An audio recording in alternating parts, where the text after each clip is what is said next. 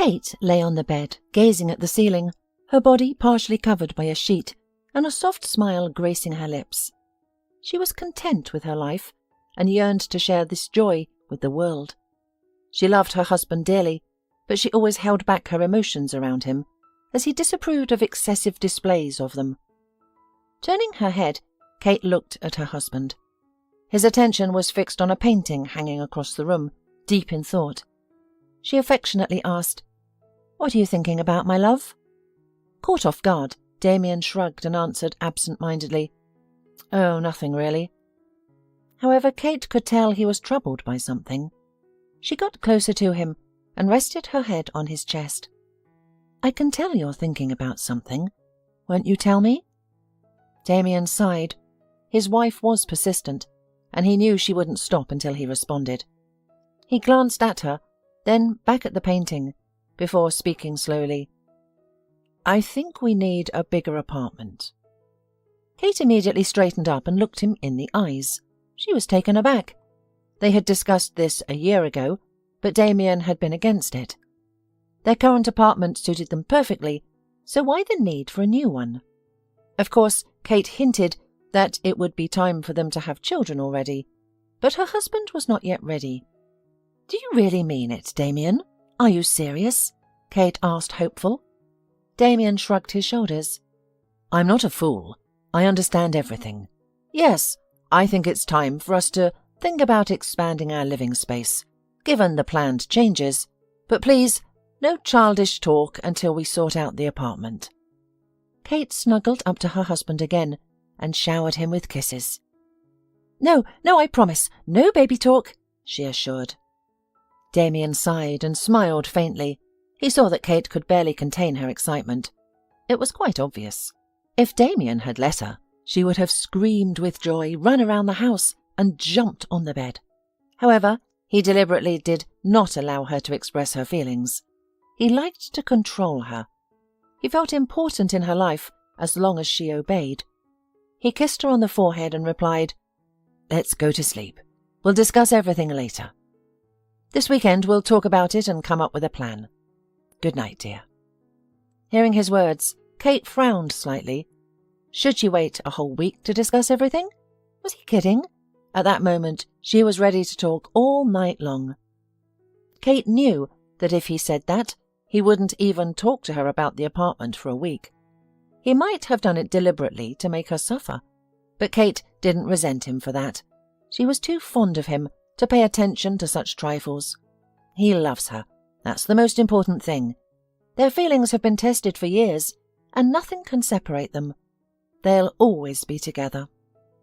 Damien turned away from Kate and began to drift off to sleep. Kate looked at the painting, remembering the past. It seemed like an eternity ago, even though it had only been a couple of years. They met when Kate had just graduated from high school and Damien from university. To her, he seemed like an adult who had a job, while she was a naive girl dreaming of the prince. Damien became her prince. He invited her to dinner in restaurants, drove her around in his car, and gave her luxurious gifts. He was somewhat restrained, requiring Kate to restrain her emotions too. She admired him and fell head over heels in love with him. After a year of dating, Damien proposed to her. Kate was in college at the time.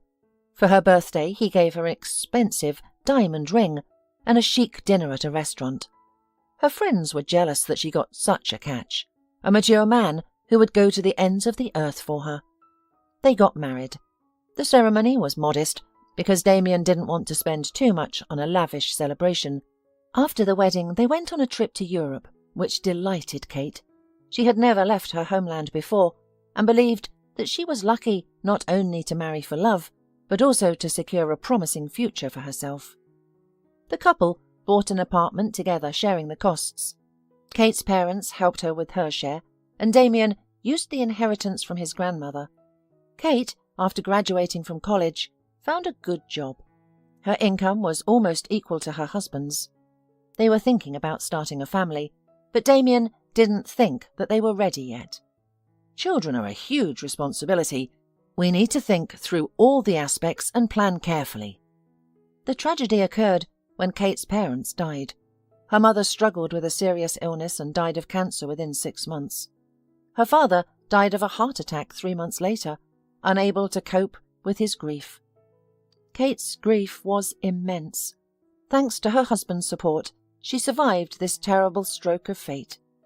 The loss of both parents strengthened her attachment to her husband, who became her only support. Damien was her only family now. Kate had a cousin, Donna, who lived in another city. As children, Donna would often visit during vacations, but life took them in different directions over time. They maintained a relationship, exchanging holiday and birthday greetings, but their interaction was limited. Kate sold the apartment she inherited from her parents and deposited the money in the bank. If Damien contributed a little more, the sale of their current one-bedroom apartment would afford them a spacious 2- or even 4-bedroom apartment. This would allow them to start a family. The thought of becoming a mother brought Kate to tears. She touched her flat belly and smiled at the prospect. She couldn't wait for it to happen. She was already 30 years old. It was time to have a baby. Kate closed her eyes and sighed as she began to drift off to sleep. Throughout the night, she had strange dreams, filled with children reaching out to her, begging her to save them. Yet as soon as she extended her hands, they vanished. Next, she found herself in complete darkness, locked in a small room. Despite her frantic knocking and screaming for help, no one came and she woke up. The unsettling remnants of the dream lingered until morning, but then all memories of the nightmare evaporated. Days passed, and it was finally Friday. Kate discovered a flat tire on her car that morning, so she took a cab to work. After work, she planned to visit her favourite pastry shop to buy Damien's beloved cupcake. The shop wasn't far, but she decided to walk, enjoying the beautiful weather and her excellent mood. Today was the day she would discuss their plans, including buying a new home and outlining their next steps. Kate had been walking around for 20 minutes when she turned into a quiet alleyway. This path, lined with private houses and devoid of high-rise buildings, served as a shortcut. She adored this street for its tranquility and the absence of cars. The houses were exceptionally beautiful, and she dreamt of owning one of these houses. To her, even the air on this street seemed different, cleaner and fresher. Taking a deep breath, she smiled at the thought of owning a house instead of an apartment. They could create a cosy yard to enjoy quiet evenings, engaging in pleasant conversations. Once their baby was born, Kate envisioned spending endless hours outside, strolling near the house with the baby. She imagined Damien building a playground and sandbox for their child, providing endless fun. Kate strolled down the street, lost in dreams of the future. She paused before a seemingly uninhabited house. It was large, majestic, with sizable windows. It wasn't new, but its charm remained undiminished. Kate looked at the house for a few minutes, and then she realized that if someone saw her, it could raise questions due to her suspicious actions. She quickly glanced around, relieved to find the street deserted. She resumed her leisurely stroll, reaching an intersection. Despite the absence of traffic lights, a crosswalk was present. In all her time spent walking here, not a single car had passed by. The tranquility was palpable. Kate concluded that this was indeed the ideal neighbourhood to reside in. The woman smiled thoughtfully and then began to cross the road. Suddenly, she heard the squeal of brakes. Time seemed to slow, each second dragging like thick honey. Initially, Kate didn't know where the sound was coming from, but then she realized it was right beside her.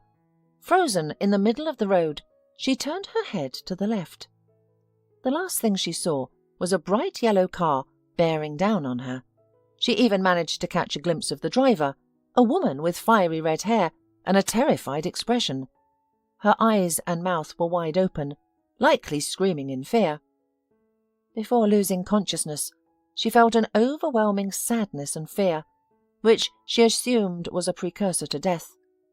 Then everything went black. What's the next step? We can't just leave things as they are. We have to act. Kate heard her husband's voice, but it sounded muffled, as if she had cotton in her ears. She felt so unwell that she didn't even want to open her eyes. She wanted to be alone and considered telling Damien to move his phone conversation to another room, but her tongue wouldn't cooperate. "I've told you there's nothing I can do. I suggest you accept that. If you continue to create a scandal, I'll have to have you removed. Don't yell at me. I'm just doing my job, which doesn't include tolerating disrespect," a strange voice said. Kate furrowed her brow in confusion. She didn't recognize the voice. Was she ill? Had Damien called a doctor? Why was her body in pain? Why couldn't she muster the strength to even open her eyes? What was happening? She lifted her hand without opening her eyes, touching her lips. They felt so parched. She thought she couldn't speak. "She's awake! Kate, can you hear me? Say you can hear me. It's me, Damien." "I can hear you fine, but I can't talk loudly. Why do I feel so unwell?" whispered Kate. She felt Damien grasp her hand. "You've been in an accident, dear," he said gently. Suddenly, Kate remembered. A brief flash of memory, and she recalled being hit by a car at a crosswalk. It felt like it was yesterday, or maybe a few days ago. She struggled to grasp how much time had passed. She opened her eyes, but darkness still surrounded her. What was happening? "Why is it so dark? Did the lights go out?" she asked softly. The only response was silence. Kate could feel a sense of unease creeping in. She asked again, "Damien, what's happening? Why is it so dark? What occurred? Please don't stay silent. It's frightening me. Where am I? Why is it dark?" Her voice was raising in volume, and the onset of panic was evident. Damien squeezed her hand and said, "Calm down, Kate. We'll fix it. This is only temporary. We'll be right by your side. Don't worry. You're temporarily blind, but your eyes are perfectly fine. Don't worry, Kate. We'll find the best doctors, and they will diagnose the problem. You'll see again. Everything will return to normal, I promise. Just stay calm." Damien's words struck Kate's heart like a stone. Overwhelmed by panic, she felt as if she were about to perish from terror. She attempted to get out of bed, clutching the sheets and pushing Damien's hands away. Opening her eyes wide, she realized she couldn't see anything. This terrifying sensation made her feel dizzy, though she couldn't be certain, since she couldn't see anything. "She needs to be sedated. Hold her hand. I'll do it." Damien held his wife, who was struggling with her unexpected state, and immediately Kate felt weakness seep into her. Despite this, she continued to cry and convulse in her husband's arms, her strength slowly ebbing away.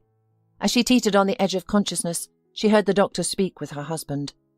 "It's shock. She'll get better. The initial reaction is always the most intense. She'll overcome this. Everyone finds a way to cope when there are no other options," the doctor said in a steady voice. "But how? How is this possible? She barely has any physical injuries. How could she lose her sight so suddenly, from a single blow? Can such a thing really happen?" Damien's voice was filled with worry and fear. When Kate awoke, she was still under the influence of the injection. Damien was by her side. She calmly requested that he update her on the recent events. It was revealed that Kate had been in the hospital for 2 weeks, a fact that shocked her. She had assumed that the accident had occurred just a day or two prior, yet she had been in the hospital for a full 14 days. The most unsettling part was that there were no witnesses to the accident. No one had seen it happen, nor did anyone know how long she had been lying on the road. Doctors estimated that she was unconscious for approximately 10 to 15 minutes before being found. A passing driver saw her and called an ambulance. Miraculously, she suffered no severe injuries, only some bruises, a broken elbow and a cracked rib. However, she had hit her head quite hard. After an examination, Kate was diagnosed with a moderate concussion, which had led to an unforeseen consequence. She lost her vision. As Damien relayed this information, she held his hand tightly, trying to stay composed. She knew Damien disliked emotional outbursts, and from his calm voice, it was clear he wouldn't appreciate any tears or screams. In her confusion, she would occasionally open her eyes and turn towards Damien, only to be reminded of her blindness. Each time she would quickly shut her eyes again, striving for calm. Once Damien shared all the details, she attempted to gather her strength. What was she to do next? Damien informed her that she wouldn't be kept in the hospital any longer since she didn't have severe injuries, and the immediate danger had passed. A doctor who specializes in such injuries is coming today. I've paid a substantial amount for his examination and advice. Don't worry. I hope he can guide us in restoring your sight. I trust that you will recover. It must be so, dear.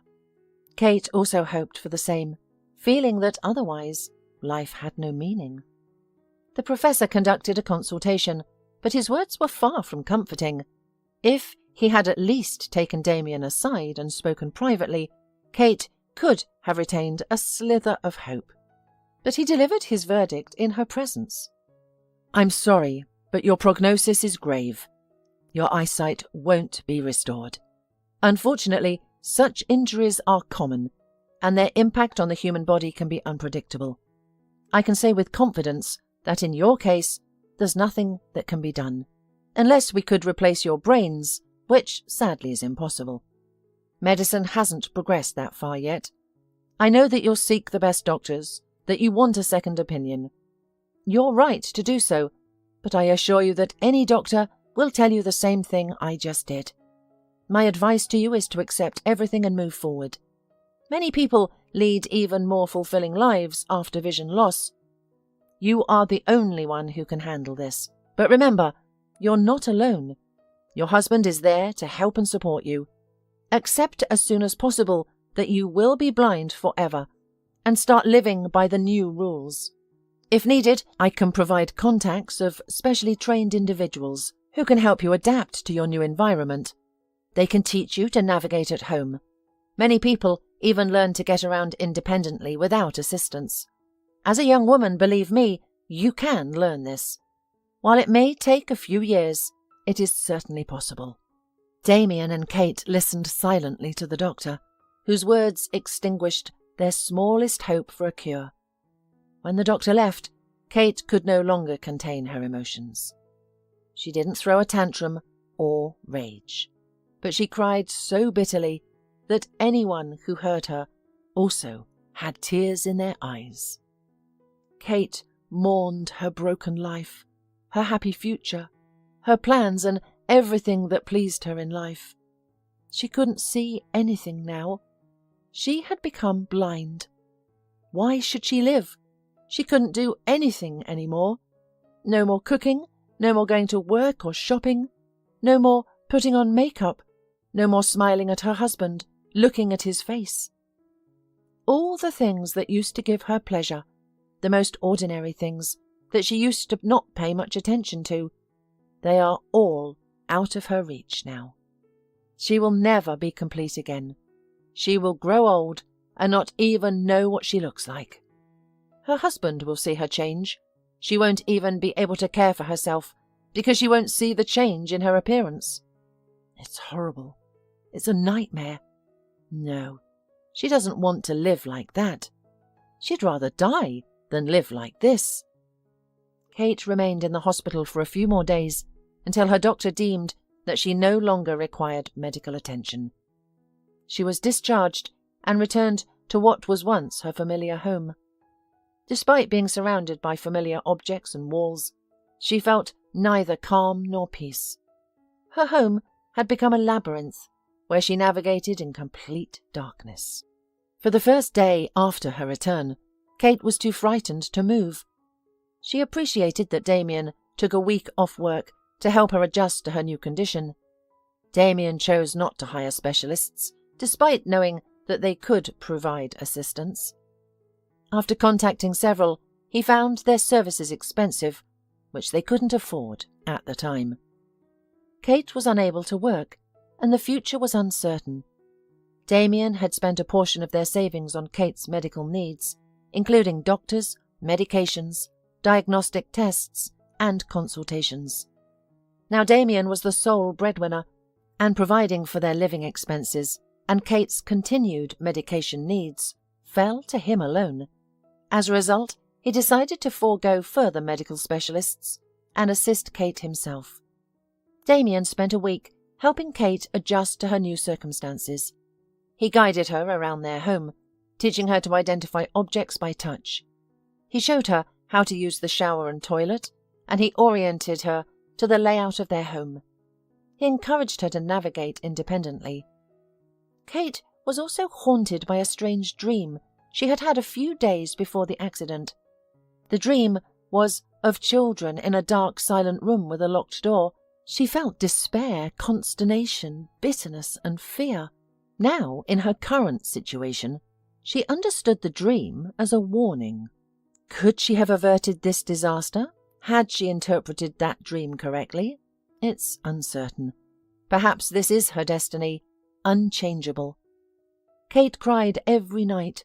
Her husband comforted her as much as he could, but by the end of his days off, he told her, "Kate, you must stop crying so much. I can't comfort you indefinitely. I have work on Monday. Your sobs keep me awake at night. You don't give yourself or me any respite.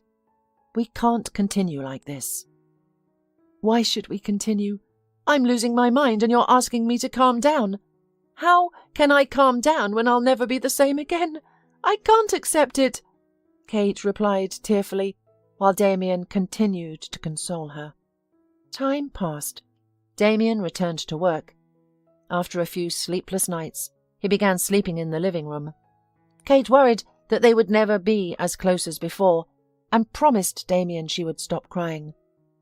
He purchased calming pills for her, which provided some relief, and she even began sleeping through the night.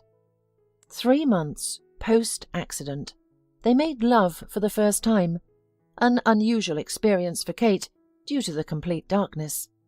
She tried to imagine it as a simple power outage. Despite their success, she couldn't shake the feeling that Damien was treating her differently. She tried to dismiss these thoughts, but it was challenging. One day, Kate asked Damien about their plan to buy a bigger apartment. "Kate, are you out of your mind? Why do we need a bigger place now? A new home is a new space. How will you navigate an unfamiliar environment when you can barely move around our current apartment? You won't be able to walk a step. It'll take you a year to memorize where everything is, and I don't have time for that. I have to work. I'm trying to feed us while you're at home." This response left Kate nearly choking with indignation. "Why do you say that? Am I to blame for what happened to me? Am I at home by choice? I'd gladly work 24 hours a day if I could. And you're telling me that I'm not doing anything? Shame on you." "I'm not ashamed because I didn't say anything reprehensible. I stated the facts as they are. I didn't mean to offend you. I was simply explaining the current situation. We can't afford a new home right now. It's wise to conserve our savings. We don't know what could happen. Having a financial cushion is beneficial. I wasn't trying to insult or upset you." Kate clenched her fists in frustration, leaning back in her chair. She yearned to look into her husband's eyes, to read his gaze, to understand his feelings, but that was impossible. She tried to regain her composure, but couldn't. She felt tears roll down her cheeks and whispered softly, "What about the baby? We wanted a baby, didn't we? We planned to buy an apartment so we'd have room for the baby. But how can we find room for a baby in this apartment? It's barely big enough for the 2 of us." Silence followed. Kate regretted for the umpteenth time that she couldn't see her husband's face. What was he thinking? Was he looking at her or away? "What child? Have you lost your mind along with your eyesight? How can we even discuss having a child if you're blind? I'm unsure whether you're laughing at me or mocking me. Sure, you might be able to have a baby, that's understandable. But what happens after that? How will you care for it? You're blind, Kate. You can't see anything. If you've forgotten, you can't do anything independently. Perhaps you could feed the baby, but only if I assist you.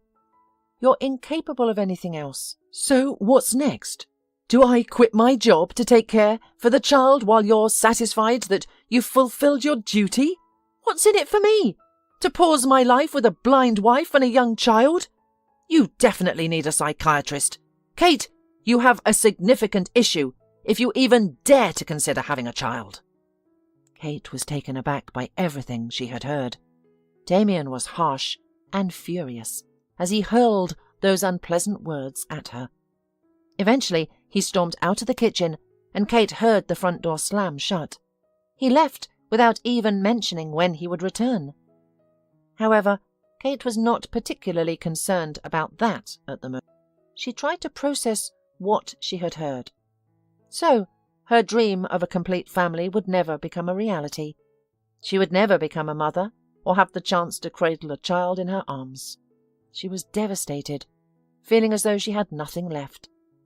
She sat at the table, clutching the dried night mask she had pulled over her eyes.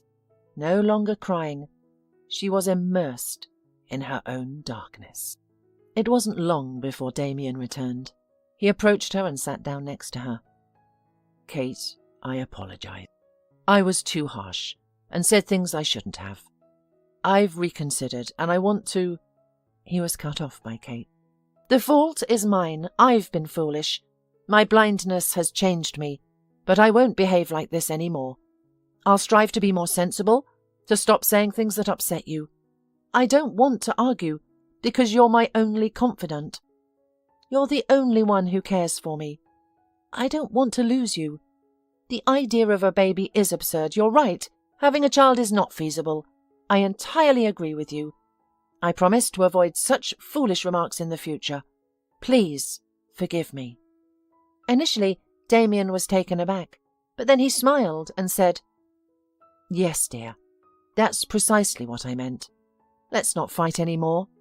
We're facing tough times. If we argue, we'll harm our relationship, and I don't want that. I love you. We'll get through this, but we need to stick together. The baby will only complicate things. We can't manage him in our current state. I'm pleased you understand this.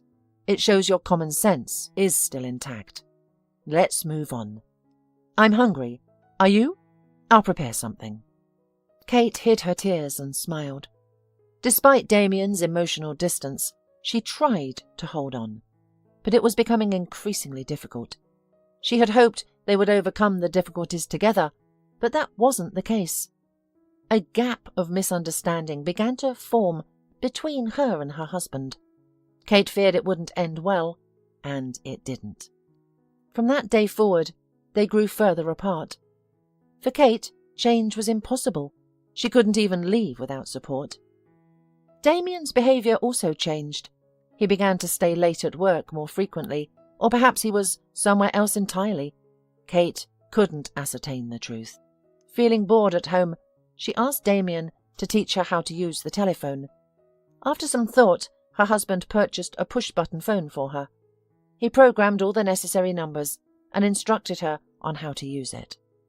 Among the numbers, she insisted on having her cousins. They had only spoken once since an accident, with her cousin offering help and her refusing.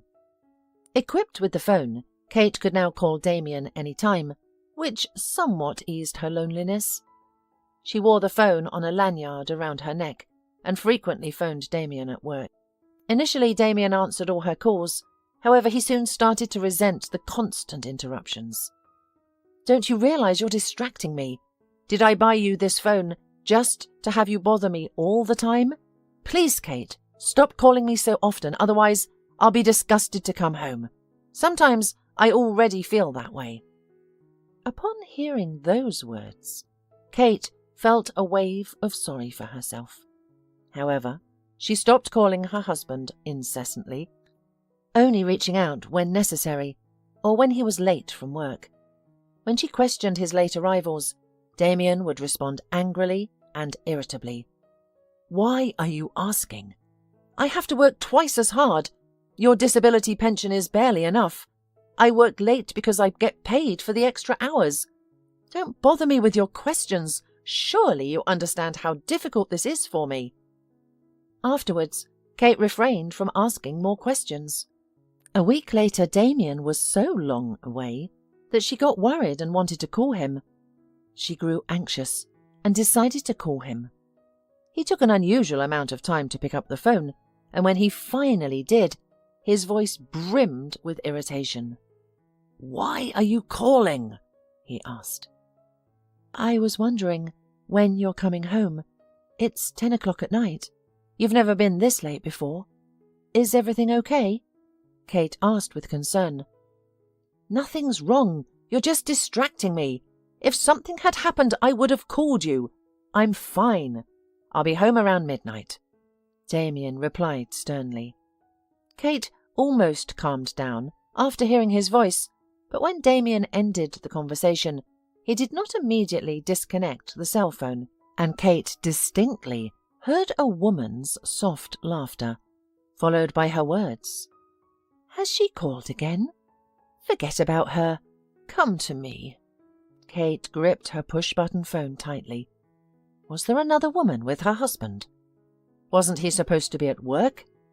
Suddenly, Kate realized exactly where Damien was. He had likely been deceiving her for quite some time, spending his evenings with another woman. This woman had replaced Kate, and now Damien didn't even want to return to his blind wife. Perhaps Kate had lost her appeal, and Damien was repulsed by her, seeking solace in a young and beautiful girl who pampered him and showed him pity. Kate couldn't wait for Damien to return home. As soon as he stepped through the door, she confronted him with her suspicions. She was prepared for anything but his cold indifference.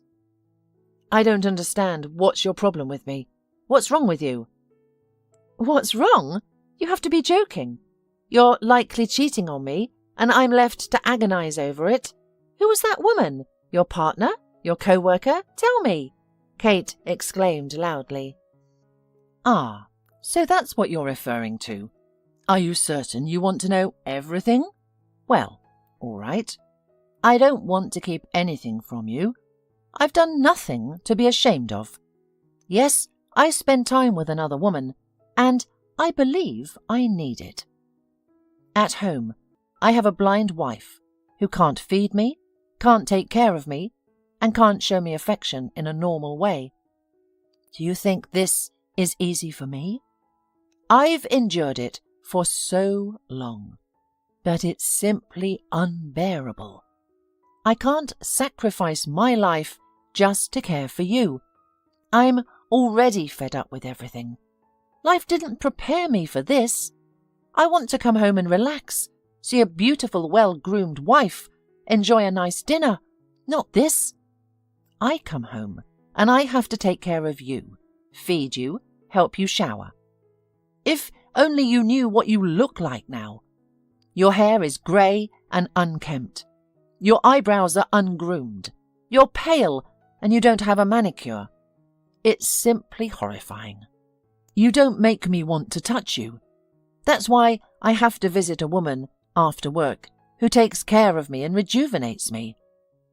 Kate was engulfed by a wave of rage and indignation. "You have no right to hurt and deceive me in this way, let alone discuss it so openly. I won't allow you to torment me."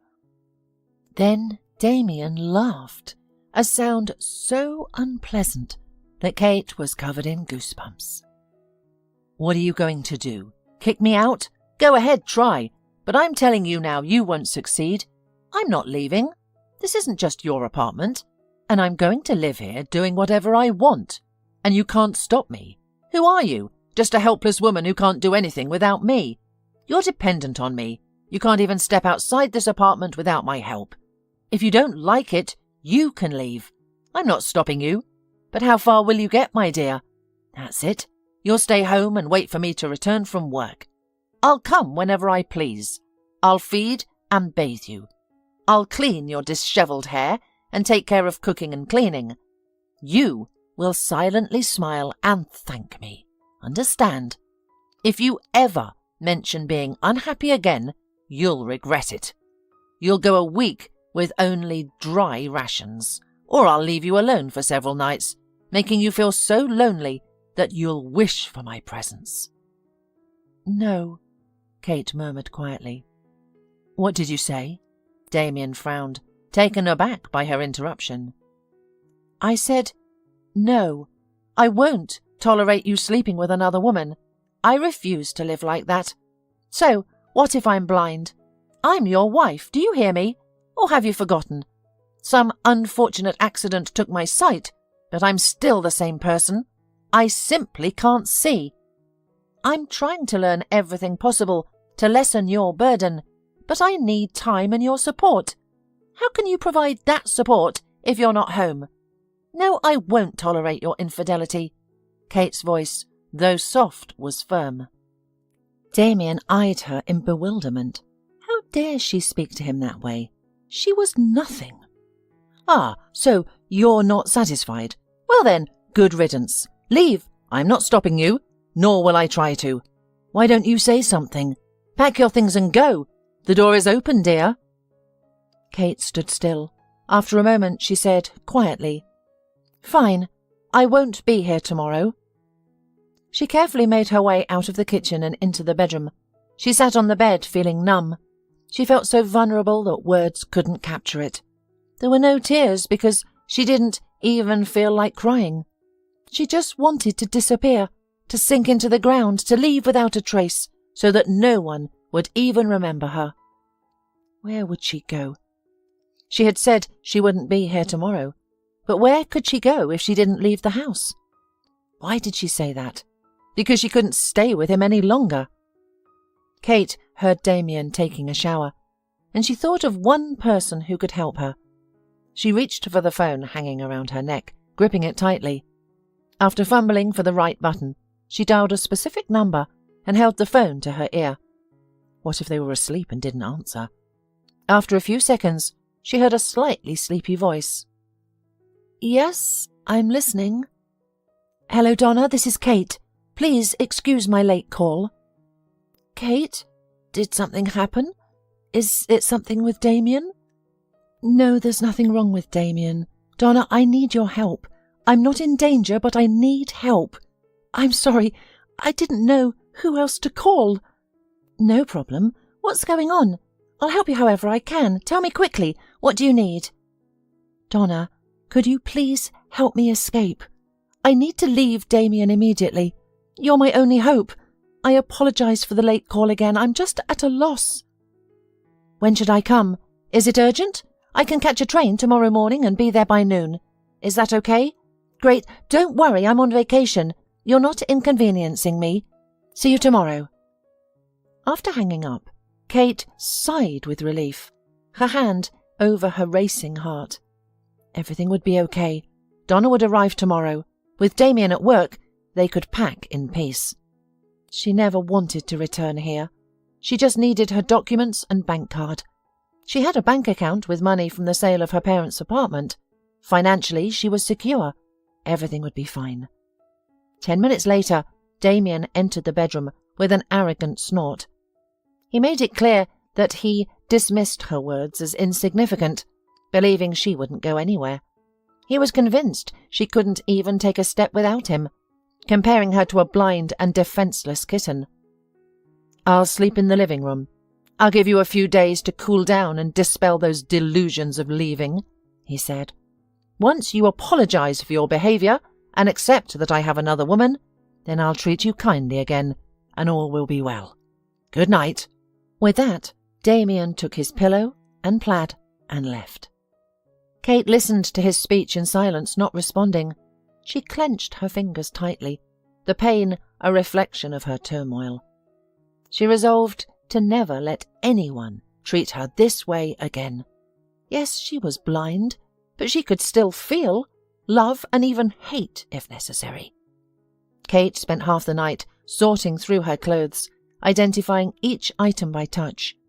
By 3 in the morning, she had packed everything she planned to take with her. When Donna arrived, they would gather the necessary documents, and Kate would leave the apartment that once brought her so much joy, but from which she now yearned to escape. The next day, Donna arrived around 1 in the afternoon. She hugged her cousin without asking what had transpired. Donna helped Kate pack her suitcase and located all the documents that Kate had listed. She placed everything in a separate folder and put it in the suitcase. After a moment's thought, Kate asked her, "Do you think I should take all my jewellery, or would it be better to leave them for him?" Donna frowned and replied firmly, "I don't know what's happened to you yet. It doesn't seem like things are going well, but you can take whatever you want, and no one will judge you for it." Kate sighed and instructed her cousin, "Then take the jewellery box in the closet." Once they had finished packing, Donna helped Kate put on her sneakers and handed her sunglasses. The woman stood in the hallway for a moment before Kate firmly stated, "We need to leave as soon as possible. I can't stay here any longer." And with that they departed. Donna hailed a cab and they headed to the train station. At the station, Donna purchased 2 tickets to her city. Their train was scheduled to leave in 2 hours. During that time, the women sat in the station cafe, where Kate shared her story. Throughout the conversation, Donna found herself wiping away tears. She felt a deep sympathy for her cousin, who had endured so much, and she was determined to help. She didn't regret coming.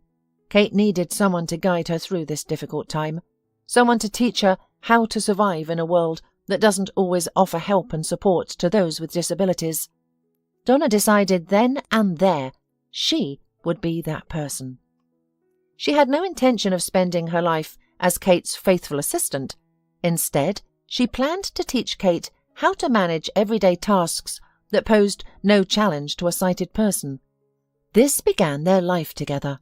Donna had a 2-bedroom apartment courtesy of her wealthy ex-husband. They had married young and for love, but the love quickly dissipated. The marriage lasted 3 years, followed by a divorce, in which he bought her an apartment in exchange for her not claiming anything else. Thankfully, they had no children. Donna's vacation had just begun, with 3 weeks of rest ahead. Starting the day after her arrival, she began to work with Kate. Kate was initially shocked. She had planned to spend some time mourning her late and faded family life, but Donna didn't allow her that luxury. "If you expect to lie on the bed from morning until evening, you are wrong. Yes, I'm sorry that you're blind, but you have to realize that either you will become strong and continue your life under the new rules, or you'll just turn into an old sourpuss who will curse everyone. I felt sorry for you, but I'm not going to feel sorry for you anymore. I have 3 weeks to teach you to be more or less on your own, and I demand that you pull yourself together and work hard, not lying on the bed all snotty," Donna declared. Kate understood. She had to live by her cousin's rules. Donna was providing her shelter, so it was better not to upset or disappoint her. They both prepared to get down to work. The first night Donna spent there, Kate had a strange dream, similar to the one she had before the accident. She found herself locked in a dark room once more. As she stumbled in the darkness, she discovered the familiar door. She yanked the handle, but it was locked yet again. Suddenly, she heard a rustling sound downstairs. Crouching down, she felt the floor with her hands and found a small key. Could this be the key to the door? Rising, she located the door's keyhole, inserted the key, and to her amazement, the door swung open. A blinding light forced her to shield her eyes with her hand. The final image she remembered before waking up was a dark-haired, dark-eyed man extending his arms towards her. The following morning, the girls began their work. Donna guided her around the house from dawn until dusk for several days, pausing only for meals. By the end of the 3rd day, Kate was exhausted. However, she had successfully mapped out the entire house in her mind, including the layout of all the rooms and every object within. Donna had taught Kate to navigate her surroundings by counting her steps, which helped her avoid bumping into walls. She showed her how to use the shower and toilet, brush her teeth, wash her hair, and use the hairdryer.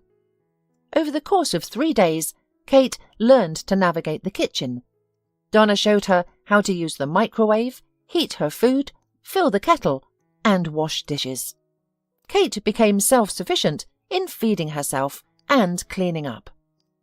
In 2 weeks, Donna taught her skills that Damien hadn't. Instead of doing chores for Kate, Donna empowered her to manage on her own.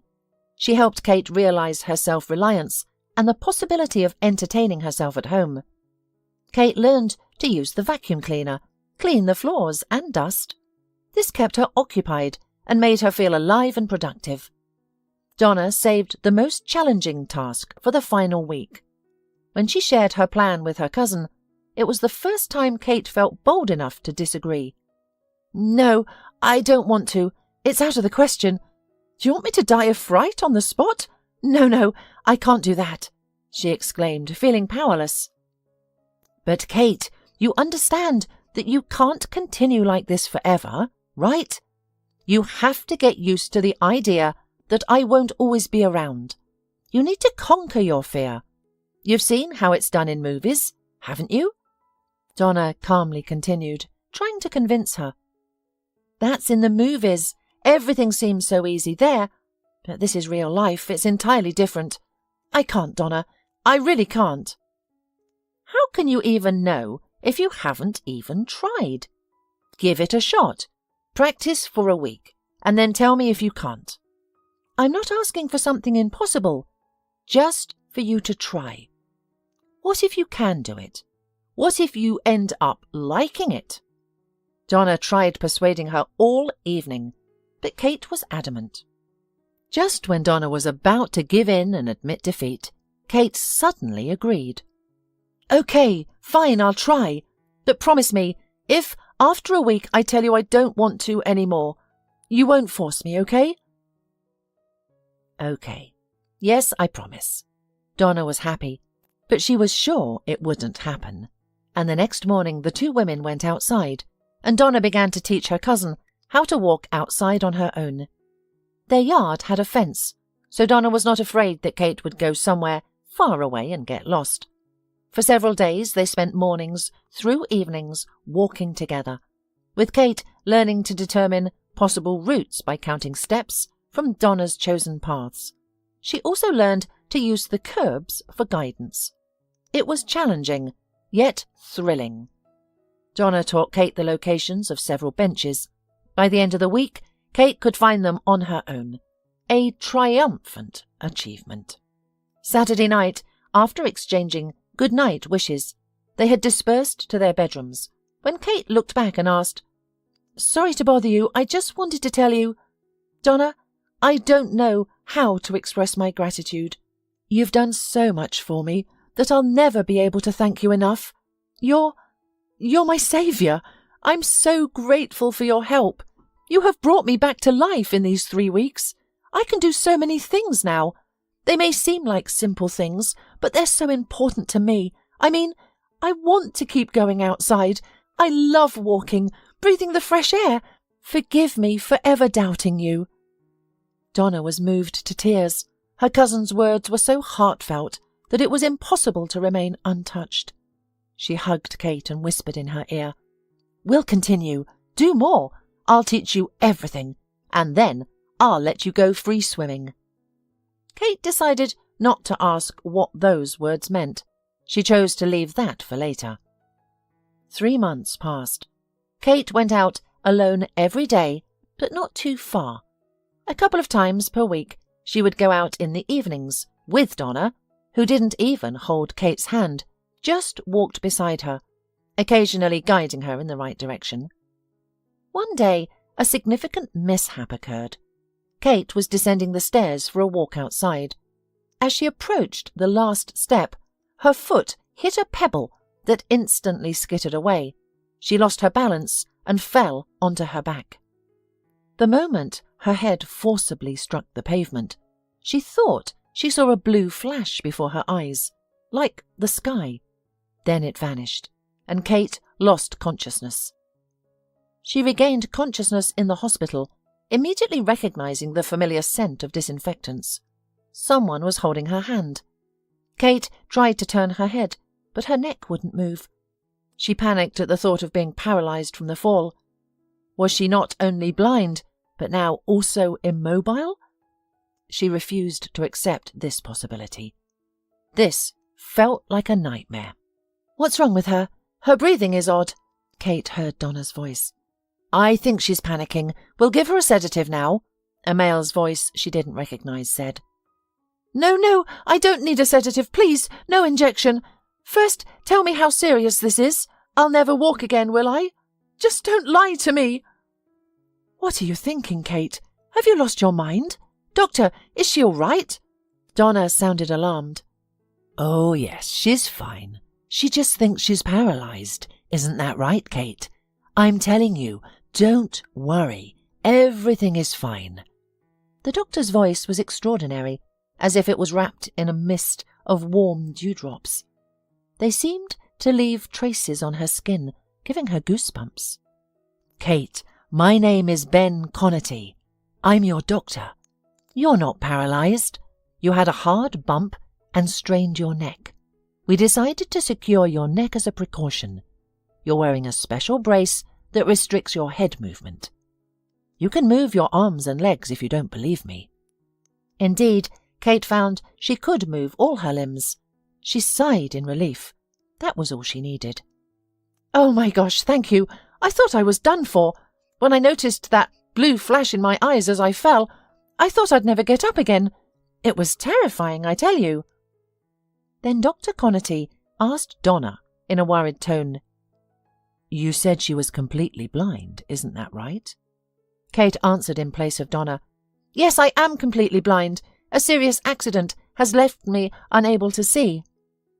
Dr. Connerty took her hand, and Kate felt a rush of goosebumps from his touch. "Kate, what did the doctors say? You've visited doctors, haven't you? Can you share what anyone who examined you said?" "All I remember is one professor and some hospital doctors. They all said the same thing. I'll never see again. No one has examined me." Dr. Connerty responded passionately, "If you don't mind, I'd like to run some tests. It's not just about your eyesight. I'm also concerned about your neck, your spine. I want to add something. If your blindness were permanent, you wouldn't have seen the blue flash you mentioned. Your vision loss might not be related to the head injury, but could be due to an entirely different cause. I want to see for myself, if you'll allow me." Kate agreed. Within a month, Dr. Connerty performed numerous examinations, not just on her eyesight, but also her skeletal and muscular system. Although she had been discharged, Donna brought her in for ongoing checkups and consultations. She was examined by several neurologists, a psychiatrist, and neurosurgeon. After all these examinations, Dr. Connerty gave his verdict. "Kate, I can confidently assert that there's an extremely high probability your vision can be restored. Our examination revealed that a pinched nerve is causing your vision problems. One surgery could very likely restore your sight." Upon hearing this, Kate cried.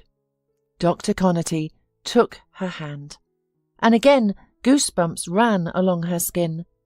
Why did his touch have such an effect on her? Kate quickly calmed down, because the doctor's voice enveloped her from all sides, making her feel safe. Dr. Connerty spent a long time persuading her to consider the surgery, emphasizing that she had nothing to lose. Over the course of a month, they conducted thorough examinations and analyses of her case. Dr. Connerty conversed extensively with Kate, compiling a comprehensive medical history. Caught up in the process, Dr. Connerty found himself developing feelings for Kate. She was more than just a patient to him. This lively, vibrant, and emotional woman stirred within him feelings he thought were long buried. But above all, he was determined to help her regain her sight and resume a normal life. Eventually, Kate agreed to the operation, and the operation was scheduled in 3 days. They sat in his office discussing the final preparations. Kate was to be admitted to the hospital the following day. When Dr. Connerty got up to walk her to the door, Kate suddenly put her hand on his shoulder and said, "Can I do something? I've always been curious about this when I've seen it in movies. I want to understand what blind people experience when they do this. May I?" Dr. Connerty didn't understand what she was referring to, but he agreed without hesitation. Kate reached out and traced her fingers across his face. She delicately explored his forehead, eyebrows, eyes, cheeks, lips, and chin.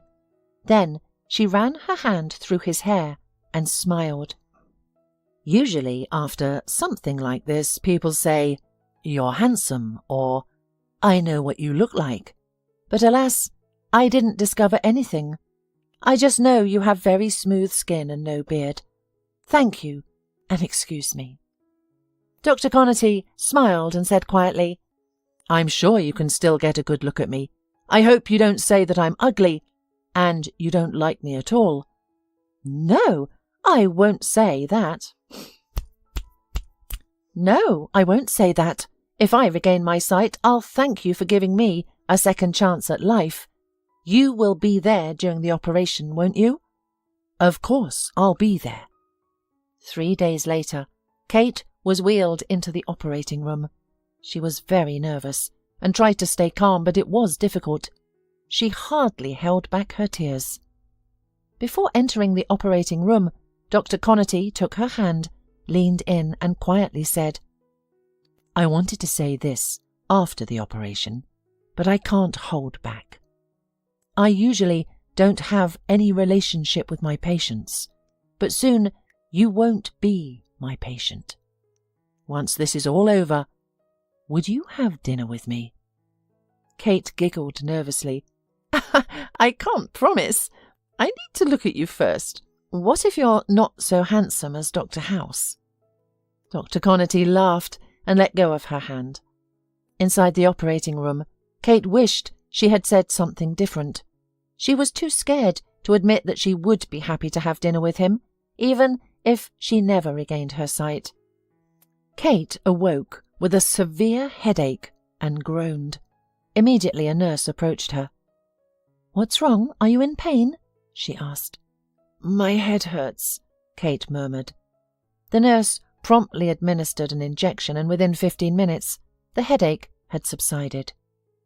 Kate, weak and anxious from the anesthesia, couldn't move. She was left wondering about her fate as a bandage covered her eyes, soon to be removed. The anticipation was terrifying. 2 hours later, the medical staff gathered around her. The nurse gently lifted the bandage from Kate's eyes. "You can open your eyes now, but do it slowly," urged Dr. Connerty. Kate opened her eyes. Miraculously, she could see again. The dimmed light was slightly uncomfortable, but she was able to see it. Overwhelmed with emotion, she started to look around, blinking and squinting constantly. "My goodness, I can see!" she murmured. A doctor examined her briefly and declared that she was out of danger and would be fine. He said something else, but she didn't catch it. A single thought pulsed in her mind. She could see again! She was no longer blind! Fearfully, Kate closed her eyes. Then she felt someone take her hand. Recognizing the touch was Dr. Connerty's from the goosebumps on her skin, she slowly opened her eyes. She looked at the man who had saved her, and the pounding of her heart quickened. She recognized him from her dreams. He was the same man who had reached out to her in her dreams when she opened the door in the dark room. "Hello," Dr. Connerty greeted, smiling at her. Kate tightened her grip on his hand. "Hi," she responded, smiling back. "So, how are you feeling?" A tear trickled down her cheek. "Great! It couldn't be better. I feel like I've been reborn. So, when's dinner?" she asked. Dr. Connerty feigned a frown. "We have plenty of time for that. You're still my patient. Let's not discuss it now." A year had passed since the operation. Kate and Ben Connerty had been living together for a long time, and true love blossomed between them. Kate was in good health, her eyesight fully restored. However, she remained officially married to Damien, which clouded her happiness. Despite his lack of contact over the past year, she finally decided to visit him to resolve their situation. Returning to her hometown after more than a year, Kate felt neither trepidation nor regret. She had made the right choice to leave, having found true happiness and love. On her way to the high-rise building where she once lived with Damien, she felt a twinge of anxiety. How would he react to her recovery? Would he be pleased or saddened? Regardless, her feelings were unaffected. After paying the cab driver, she stood for a few moments before slowly heading towards the entrance. As she ascended the steps, her skin prickled with goosebumps. She paused, turned, and gazed at the cars parked in front of the driveway. Her gaze settled on a yellow Jaguar. A throbbing sensation filled her head as she recognized the car. She had seen it before, but where? She felt strange, like she was missing something important, like she was missing some detail. Suddenly, it hit her. That was the car that had struck her on the deserted street. Unbelievable. Oh my God. Is it really that car? Kate turned pale, her palms damp with sweat. She had hoped to escape her past, but instead, it seemed to be haunting her. Kate retreated, then turned abruptly and climbed the stairs, trying to clear her mind. The thought of that woman being nearby was too much. She needed to reach her and Damien's home immediately, settle everything, and then escape to Ben. When Damien opened the door, he was taken aback. He hadn't expected to see his wife on the doorstep. Kate looked at him and said, "Well, hello, my dear hubby. Surprised?" "Kate? How? Your sight has returned?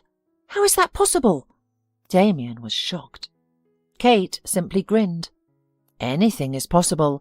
You just didn't believe it.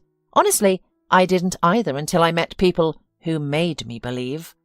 They helped me, and voila! Now you are going to let me into our apartment, or should I bring a lawyer?" "A lawyer? Why would you need a lawyer?" Pushing past him, Kate entered the apartment. Immediately she noticed signs of another woman's presence: shoes, cosmetics in the hallway, a purse, perfume.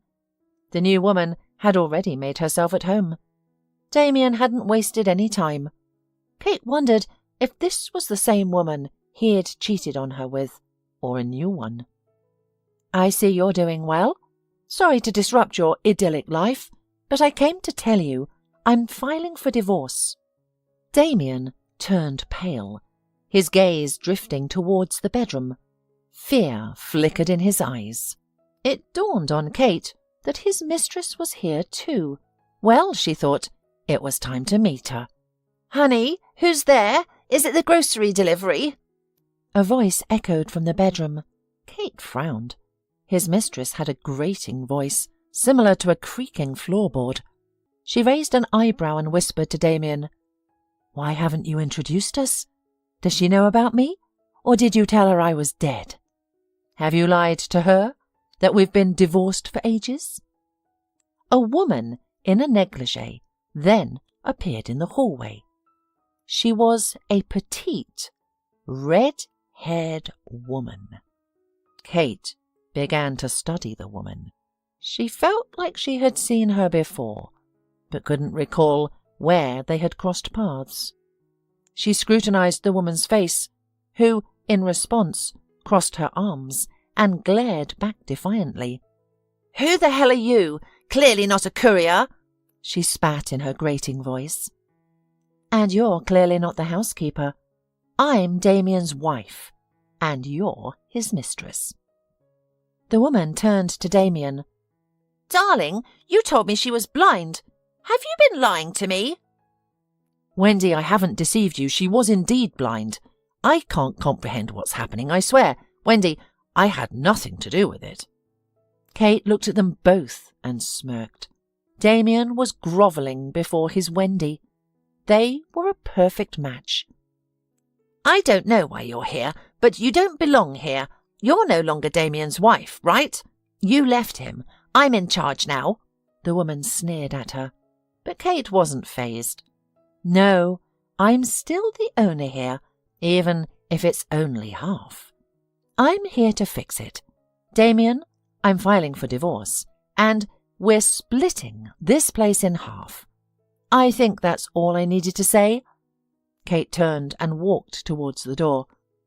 Her gaze fell on a table near the hallway. On it was a bright yellow key fob with a jaguar badge. Goosebumps ran down her spine. She suddenly realized something. She turned to the woman and asked, "Is that your car in the driveway, the yellow Jaguar?" Wendy grinned and replied, "Yes, it is. Why do you ask? Are you envious? You won't find another like it. It's a custom paint job." Then it hit Kate. She knew this woman. She was the one who had hit her with her car and fled the scene. She was the one who caused her loss of sight. "So, you're the one who hit me. You're the person who left me unconscious on the road." Wendy turned pale and covered her mouth with her hand. Damien, completely confused, shifted his gaze from one woman to the other. "Wendy, what is she talking about? What does all this mean? Were you the one who hit her? I don't understand what you mean," he asked. "I never ran anyone over. None of this is true," Wendy responded to Kate. "No, it was you. I saw you then and your hair and the sticker on the window. I remember everything. I remember you now with your red hair. I'll never forget it. You're so disgusting. You'll answer for everything in court. I'll make sure you pay for all my suffering," Kate exclaimed. Wendy sobbed. Her courage suddenly left her and she began to look very strange. Her eyes bulged out in fear and her face was as flaming as her hair. She didn't know what to say. "You'll pay for everything you've done, both of you," Kate said and walked out of the apartment. Kate divorced Damien. She decided not to sue Wendy.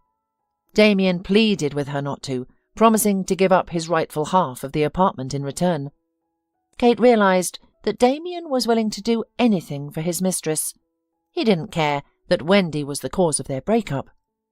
Kate, content with her present life, had no intention of revisiting the painful past. She had sole ownership of the apartment after her divorce, and had no idea about the whereabouts of her ex-husband or the woman who caused her blindness. She was determined to erase them from her memory forever. After pricing the apartment reasonably for a quick sale, she promptly sold it. With the money from the sale, she immediately returned to Ben. As she rode the train, she couldn't help but smile. She planned to give the remaining money from the sale of her parents' apartment to Donna as a token of gratitude. Donna had been instrumental in helping Kate start anew. Even though Kate anticipated Donna would refuse the money, she was resolved to find a way. The proceeds from the sale of the apartment with Damien would remain in her bank account for now. Kate was excited about her upcoming marriage to Ben and looked forward to the birth of their child, who she was already carrying. As she gently stroked her belly, her smile broadened. All her dreams were coming true, one after another, and this was just the beginning.